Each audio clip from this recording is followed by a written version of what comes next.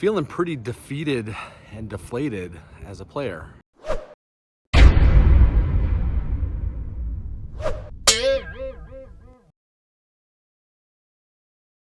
All right, what up, guys? So today is Father's Day. Happy Father's Day. This is recorded on Father's Day. So feeling pretty defeated and deflated as a player. This is the day after massive loss at Hustler Casino. You know, I've been on a super heater up 10K since March 1. It's been an incredible journey this far.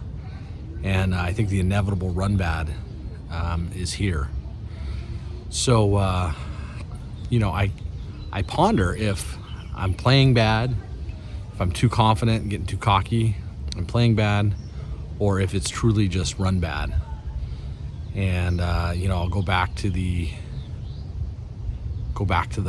study and review a lot of hands. Anyways, you know, I hate to be a downer, but it happens sometimes.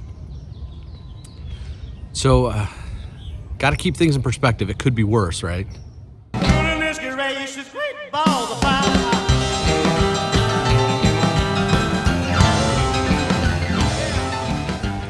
Worse things can definitely happen in life, so got to remember the blessings. But as a player, feeling, defeated, I think is the right word. So this one's going to be a little bit different. I'm going to mix it up a little bit. A couple sessions that we've had the last week and a half. Not a whole lot of table footage, but a lot of hand reviews to go over. So here was a clip of an end of session update I did. Take a look at this one. Kind of a similar feel. All right, what's up, guys? So I'm leaving the Commerce Casino on Tuesday, June 8th.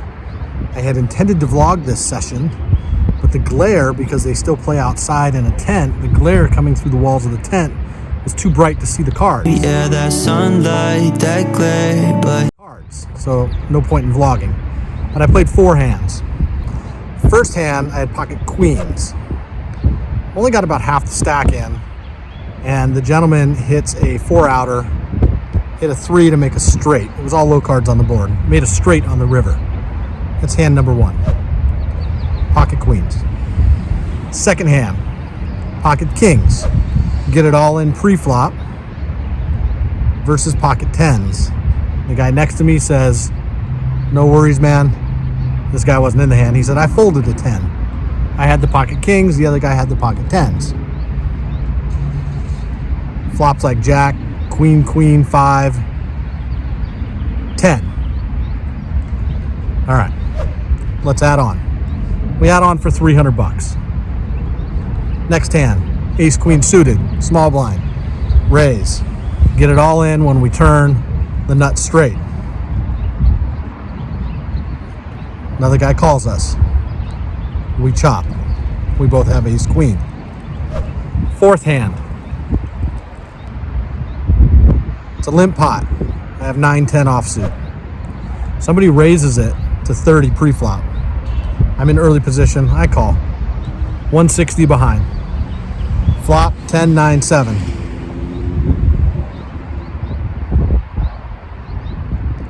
I check. Somebody bets 45. Somebody calls 45. I go all in 160. I get called by one of them. Pocket 8s. All right, he's got some outs. Turn doesn't help him. I'm ahead with my 2 pair. River and 8. 4 effing hands. 4 hands, that's it. You know, I usually don't get tilted. I don't tilt. Today, I'm tilted. I was the favorite in every single one of those hands on the turn by a large margin. Anyways, if you can't take the losses with the wins that come with this game, maybe this game's not for you. All right, a couple nights ago, here's a few hands I had at the Commerce Casino. So let's take a look at some of those. And I think you guys know how this one goes. Anyways, king, queen from the big blind. There was an opening raise, so I made the call. 5-4 deuce flop, absolutely hit nothing. 2 overs only. We have middle position there that leads out for $35 into this pot of 80, and then the player after him makes a large raise and puts a little more than 100 on top. What do? Yeah, you fold. You fold to that. I mean, Button's range definitely consists of ace 3, maybe. Anyways, you fold that hand. That's what you do, and that's what I did. Only lost a few chips in that hand. Good laydown. But that's what you do. All right, in this next one, still playing 5-5. I'm in the big blind. You can see the player right after me open to $10. That's a very strange min click in this. So we have ace 4 of clubs after we get 3 callers after him, and this is a great 3-bet spot. You know, we're going to put the squeeze on. Ace 4 of clubs will be in our bluffing range. Probably didn't raise big enough here. I should have gone probably 5x, but I went 60. So, you know, it's 50 more for anybody to call. If this first player calls, though, you know what happens. It's going to invite everybody into the hand, which ultimately happens. So we go 3 ways to a flop, and the player after this gentleman was short stacked. After he makes this pre-flop call, he's got about 35 bucks behind. So anyways, 3 ways to a flop with 190 in, hoping to get a little bit of help and hit an ace or hit some clubs or, gosh, some good news. We definitely need some good news at this point. And we don't get it. When the flop comes 7, queen, 7 with 2 diamonds. I have to continue here. I don't like continuing into 2 other players, but I make a small bet of 35 being the pre-flop aggressor. Oftentimes a small bet will get folks off the hand. And again, I'm only targeting the second player over here who had exactly $35 behind. So, of course, he commits his stack. When the run out comes, jack of clubs, and then we see a 6 on the river, he flips over his pocket 6s. So I just said, oh, you got me on the river. Don't show my hand. Throw him in the muck. And we move on to the next one. 5, 6 of hearts in late position. It had been folded to me, so I thought this was a great 3-bet or a great open spot. I raised to 15, and the button clicks it up to 50, which was, again, another kind of small open. So I've been in this spot before. I have enough equity with 5, 6 suited here to make the call, going heads up, but out of position. Easy to navigate post flop with this hand. Comes down queen, 5, 6. Now he's got to have all the queens in his range. He's repping aces, kings, queens, jacks, ace, king, ace, queen, king, queen, queen, jack.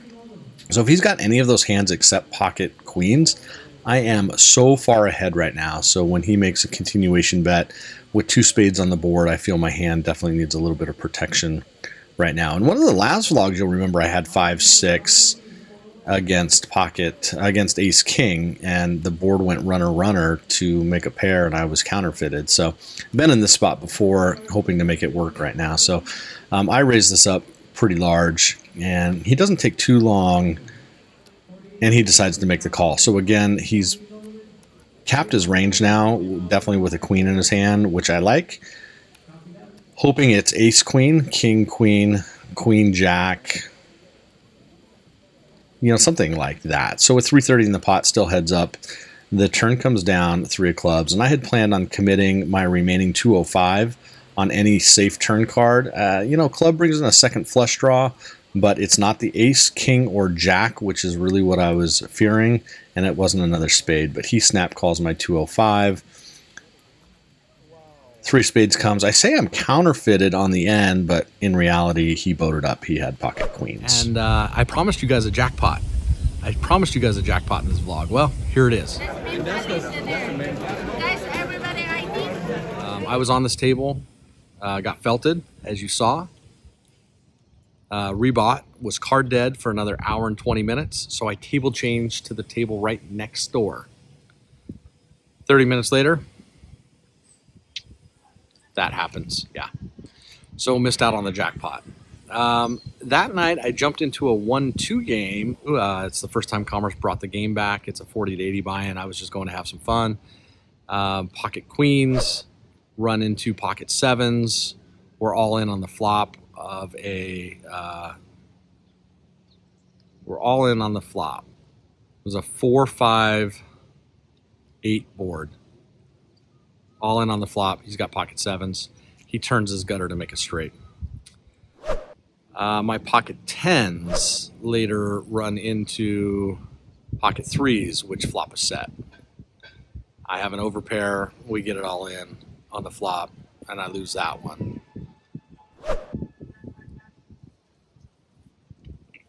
You know, stuff like that has been happening, so it's pretty defeating. Pretty defeating. So a hand last night that I played, I was in the small blind with pocket kings, king of club, king of hearts.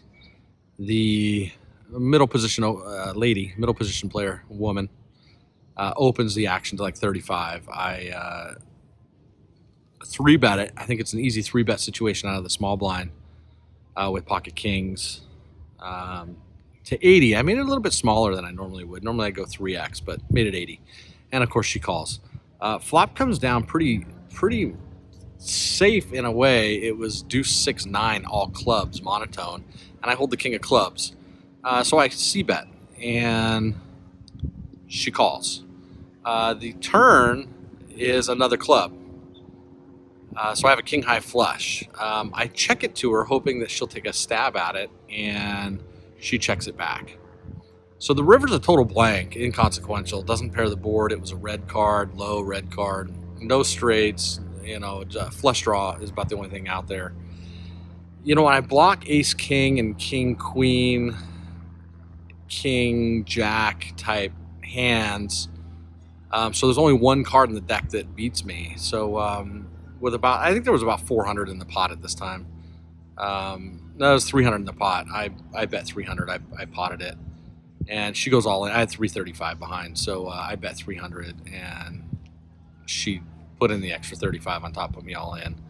I paid her off. Yeah, she had the ace of clubs. She actually had pocket aces. So I ran into pocket aces with my pocket kings. Why we didn't, or how we didn't get it all in pre-flop, I don't know. But what I thought was a good run out for pocket kings, you know, even being all clubs, having the king of clubs. You know, could I have done something different? Maybe. All right, so lost the stack there. Rebought for 700. I have Jack 10 of hearts in +1. Under the gun opens 25. I flat, button calls, 3 ways to the flop of 75, 80 in. Flop comes down 7, 8 of hearts, and a queen, black queen. Under the gun checks. I check, button bets 50 into the 75 pot, and the player before me, who was the initial opener from under the gun, raises it to 150. So I have a flush draw, gut shot, straight flush draw, and a gut shot straight, with the button to act after me, who was showing interest in the pot. I go in the tank for about 2 minutes to this raise to 150 with, you know, I'm about 650 behind, and actually lay the hand down. I think it was a big fold. Tough fold, but a big fold. I thought about jamming. The run out was black blank and a black 9 on the river. So I ultimately would have made my straight, but there was a lot of betting action afterwards, so we were definitely playing for stacks. I was thinking about pushing, so I never made my flush, but I did hit the gut shot straight, and I was up against ace queen, and I don't remember what the loser had, but the original opener had ace queen. So I would have crushed him with the straight, but definitely was behind on the flop. Had a lot of equity, a lot of draws, and probably should have pushed on that hand. Okay, next hand, straddle pot, so it's 5-5-10. I'm +1 with king, queen of spades. I open the action to 35, 3.5x the straddle. Action gets around to the button, who makes the call, and the straddler 3-bets to 180. I ponder laying it down, and if I take a look at the GTO charts, I think it can go either way, either a call or a fold. It's definitely not a 4-bet situation, being out of position, or being in position actually, but still with a player to act after me. So I flat for the 180, and the button folds. So we're heads up to a flop with 360 plus 20 plus 35. Right, so we got a big pot brewing. I have 450 behind at this point after putting that almost 200 in. And the flop comes down deuce, deuce, 6 with 2 spades. He leads out for about 250. So I commit my stack at this point. I tank. I think about this for a while. But in all the training I've done, you have to raise your best draws. And I can realize my equity right now. Having the king, queen of spades on a deuce, deuce, 6 flop. I mean, he could have ace deuce in his range, but that was a huge 3-bet for an ace deuce. I block ace king, ace queen. I block kings. I block queens. I block king jack, queen jack. So, what could he potentially have in his range right here? I mean, he could have ace king. I do have the king blocker to it. I block a ton of flush draws here because I block the, if you think about it, I block ace king, ace queen flush. I block all the king X flush draws, which might have 3-bet from the straddle. King 10, queen jack, ace queen. I block all those flush draws. And I think his 3-bet range there consists of anything 10s plus. So 10s, jacks. I block queens and kings. He could have pocket aces. Maybe he's got pocket aces with the ace of spades when he makes his bet. But so I decided to commit my stack. I think it's the right play. And we get I think it was a 3-3 run out. Anyways, it was blank. Oh no, it was a blank turn and a king river. We're all in. Like I said, I push. He snap called.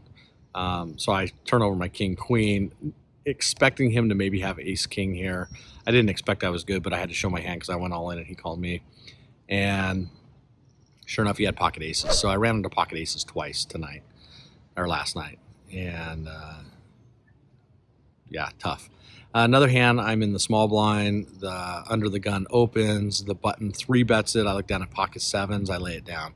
Looking at the GTO charts, I think that was a good laydown right there. Pretty defeating. Any other big hands? Last night at the Hustler, those 2 big hands. It was just 2 big hands that I lost 2 stacks. So, anyways, it's been a tremendous upswing since March 1st, and the inevitable run bad has happened. So definitely, just being real. Even though I'm free rolling on wins, and I haven't lost, I think I'm down 25% now, maybe.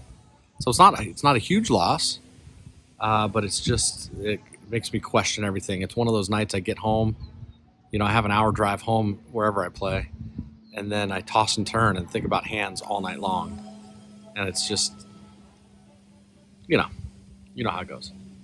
Anyways, but I'd love to hear all your comments below on some of these hands. What maybe I could have done different, what you would have done. I think my pre-flop selection is good. I don't think I'm playing too nitty. And I don't think I'm chasing too much. I had one other hand last night. I had pocket 6s and the flop comes down 3, 4, 7. So I have a gutter, the open was 35. We were 800 effective. I had pocket 6s. So 3, 4, 7 flop. I check because I'm in early position. The original opener bets another 35 into 70.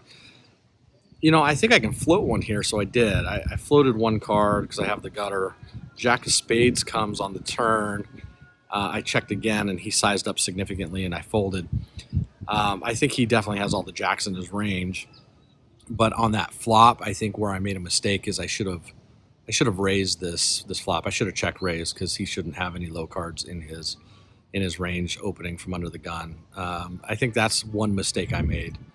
That's one mistake that stands out in my mind that I made this week that I could have corrected. But outside of that, I don't know how I could have played any of my hands differently.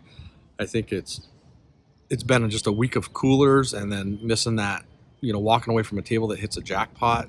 Table share was $667, so wouldn't have been tremendous, but definitely would have got me even or up a little bit on the day. Never been in a jackpot hand, never been at a table that's hit a jackpot. That's just not my luck. So, my wife's Asian, you guys know that, and I'm a rabbit in the Chinese zodiac. It's supposed to be the luckiest of all signs, but I must have done something in my past life to keep away all the luck. I don't know. Anyways, that's it for now. Just being real, feeling defeated, feeling deflated, questioning everything. So I'll be studying Monday, Tuesday, Wednesday, and then Wednesday we're off to Vegas. So looking forward to a Vegas run. Going to play in the Venetian Survivor event at 6 something p.m. on Thursday, June 24th, which is my birthday. So if you're in Vegas, come out, wish me a happy birthday, come say hi. Last time I was there, some creepy dude was taking a picture of the back of my shirt. I'm not sure why. So please don't be a creeper. Just come say hi, and I'd love to catch up with some of you. Anyways, guys, I appreciate you being here. If you take a minute, like this video, hit the thumbs up, subscribe down below, leave a comment. I always appreciate that. And until next time, guys, peace out.